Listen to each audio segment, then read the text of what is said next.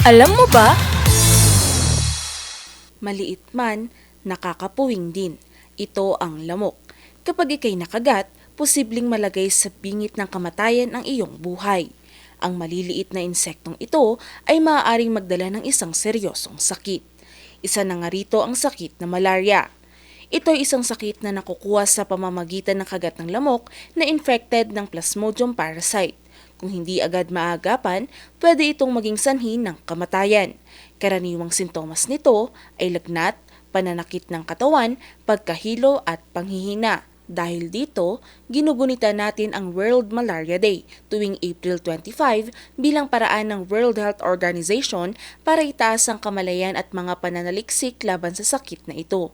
Gayunpaman, nagsimula ang panawagang kontra malaria noon pang 1950s sa ilalim ng Global Malaria Eradication Program. Ayon sa datos ng Department of Health, bumaba na ang mga kaso ng malaria sa Pilipinas sa ilang lugar pero may mga probinsya pa ring may active cases lalo na sa mga liblib na lugar. Noong 2024, nakapagtala ang probinsya ng Palawan ng halos 9,000 na kaso at 9 dito ang nasawi. Kaya patuloy ang pagbibigay ng mga libreng mosquito nets at edukasyon sa mga komunidad. Sa mga pag-aaral ngayon, tinutukoy ang paggawa ng bakuna laban sa malaria. May mga nauna ng vaccine trials na ginawa ang World Health Organization na nagsimula sa ibang bansa. Ang malaria kasi ay isa sa mga sakit na minsan ay walang malinaw na sintomas sa una pero nagdudulot ng mas mapanganib na karamdaman.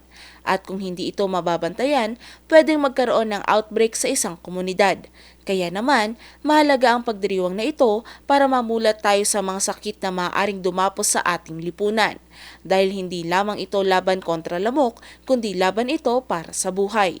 Ngayon, alam mo na.